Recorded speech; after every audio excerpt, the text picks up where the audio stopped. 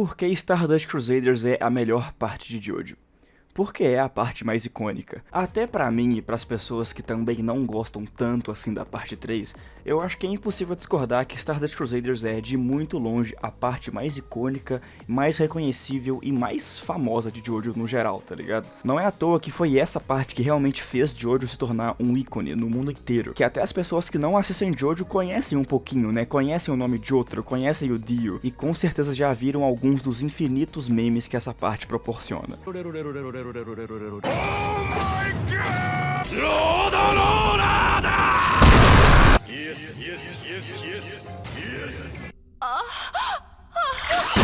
A arte visual é muito icônica, o design dos personagens é incrível. Eu acho muito foda o tanto que cada Crusaders é visualmente muito distinto um do outro, mas ao mesmo tempo eles formam um grupo harmônico e que você fala, caralho, esses caras são os heróis da história, esses caras são fodas. E obviamente o Jotaro tá no centro disso tudo, não é à toa que o Ora Ora Ora dele é tão popular, tão icônico hoje em dia, e eu não posso mentir que nas muitas vezes que ele dá Ora Ora Ora pra cima das pessoas, em várias delas eu tava pulando que nem uma criança, tipo, vai lá, Jotaro, acaba com eles, destrói todos eles. E nem eu já falei antes, esse formato do Jotaro sempre ganhar da mesma forma pode ficar um pouco repetitivo, mas isso não anula o fato de que o Jotaro é simplesmente muito foda, velho. Quando eu penso em um herói casca grossa, foda, eu sempre penso no Jotaro, o homem com os ombros de pneus de trator que resolve tudo na porrada. E eu acho que o Jotaro é perfeito pra ser o Jojo principal dentre os principais, porque além de ele ser o cara que derrota o vilão principal da franquia inteira, dá pra ver muito claramente que o Jotaro é o personagem sobre o qual o Araki sempre quis escrever. A gente teve a parte do Jonathan, teve a parte do Joseph, mas agora é a parte do Jotaro. A história que o Araki realmente quer contar. O Araki quer contar a história desse cara. Também é muito claro as influências que o Araki tirou de personagens tipo os do Clint Eastwood, tá ligado? Aqueles caras que são completamente unidimensionais, que só são do bem e só são fodas, e que não importa o que eles tenham que superar, eles vão dar porrada em todo mundo porque o bem tem que prevalecer, e é isso. É literalmente isso e nada mais. E com o tempo eu aprendi a gostar dessa personagem do Jotaro, tá ligado? Tipo, ele é um cara completamente unidimensional que é foda. E tudo bem, ele realmente é foda, não tem nada de errado com isso. Agora, o aspecto principal que faz Stardust Crusaders realmente ser uma parte tão foda é a sensação da longa jornada que ela faz você passar, sabe? O que eu acho incrível é como nas outras partes, principalmente na parte 5 e na parte 6, eles mencionam a jornada do Jotaro pro Egito como uma lendária e épica jornada. Ele teve pra salvar a mãe dele e derrotar o mal absoluto na forma do Dio. E como um amigo meu disse, a parte 3 de Jojo e Senhor dos Anéis são as únicas histórias que me fizeram sentir esse aspecto de longa jornada, tá ligado? Uma crítica que eu fiz no meu outro vídeo sobre a parte 3 é que eu gostaria que ela fosse cortada na metade, porque tem muitos episódios inúteis e que não progridem em nada a história. E apesar de eu ainda concordar com isso, eu entendo que se a parte 3 fosse mais curta, essa sensação de longa jornada não seria passada com tanta eficiência. A parte 3 precisa ser longa porque é essa a intenção que o Araki quer passar. Ele quer passar uma jornada árdua entre um grupo de amigos, entre um grupo de heróis que viajam pro outro lado do mundo, entendeu? Apesar de eu achar que ele não executou essa ideia muito bem, eu respeito a intenção dele e depois de ter assistido tudo, eu reconheço que foi uma ideia muito da hora e que se distingue muito das outras partes de Jojo, tá ligado? Que essa parte é a única que faz isso e eu respeito, eu consigo respeitar isso. Além de que essa é meio que a única parte em que o grupo do Jojo é composto por amigos, tá ligado? E não por companheiros de equipe ou por pessoas que por acaso estavam no mesmo lugar e por acaso formaram uma aliança. Não, aqui eles são amigos, eles são jovens amigos que fazem piadas, que brincam com os outros, que se importam uns com os outros, e isso é um aspecto bem único também dessa parte. Os vários momentos íntimos que eles têm brincando uns com os outros reforçam muito essa noção de que eles são um grupo de amigos em uma jornada, tá ligado?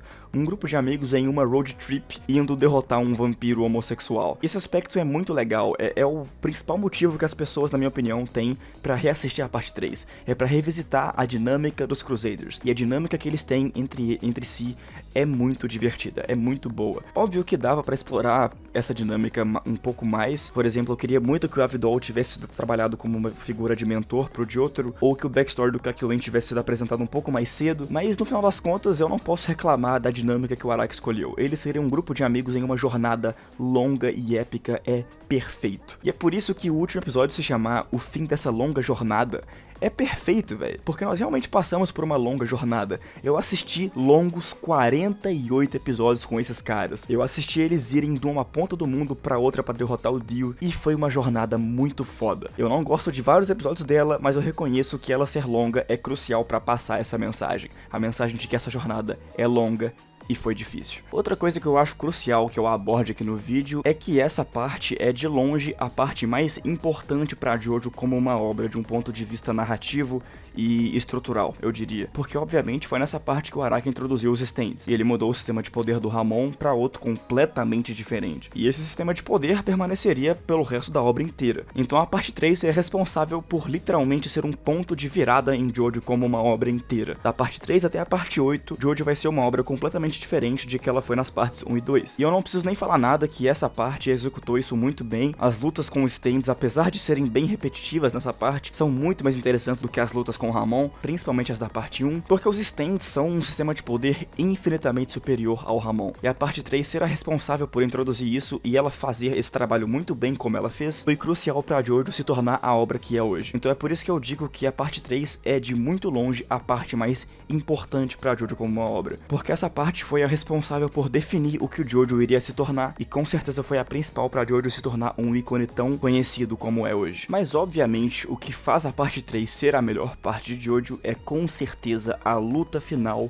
incrível. Apesar de eu particularmente preferir os finais das partes 4 e 6, eu acho que em questão de ser uma luta final, a parte 3 é a melhor. Porque os finais das partes 4 e 6 não são bem lutas, né? São mais, tipo, eventos, né? Tipo, é o grupo inteiro tentando lutar contra um vilão. E no caso da parte 6, é o grupo inteiro tentando impedir que o mundo acabe, basicamente. Mas na parte 3, é um contra um, mano a mano, de outro versus Dio. E é uma luta tão foda. Essa luta, ela faz literalmente tudo o que você precisa fazer pra uma luta ser incrível, tá ligado? Ela não é previsível, ela alterna o tempo inteiro. Uma hora o Jotaro tá ganhando, outra hora ele quase morre, depois o Dio quase ganha, depois o Dio tá perdendo, depois o Dio ganha de novo. É muito frenética, é muito insana, a luta nunca para. E que nem o Araki sempre faz, a gente sempre fica naquela dúvida: como o Jotaro vai fazer pra derrotar esse vilão? Essa é, na minha opinião, o maior forte que o Araki tem como autor, tá ligado? Construir clímaxes finais incríveis e nos convencer perfeitamente de que esse vilão é inderrotável. Existe um argumento a ser feito de que o Jotaro aprender a parar o tempo é um deus ex machina e é meio barato, e eu concordaria com isso se a luta final não fosse tão boa, tá ligado? Tipo, essa luta é boa demais pra eu ligar que o Jotaro aprende a parar o tempo do nada.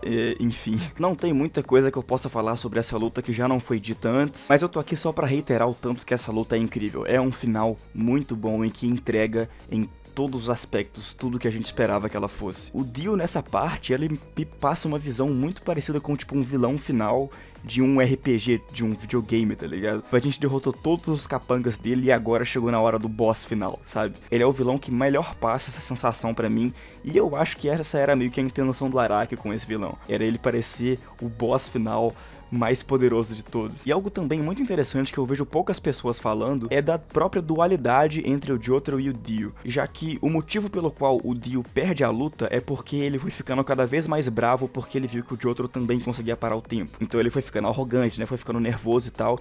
E esse é justamente o motivo pelo qual o Jotaro consegue tirar vantagem e ganhar a luta. Mas o Jotaro é literalmente o oposto, porque quando o Jotaro fica bravo, ele não começa a lutar pior, ele começa a lutar melhor. Então, enquanto ficar puto é o motivo pelo qual o Dio perde, no caso do Jotaro, ficar puto é o motivo pelo qual ele ganha.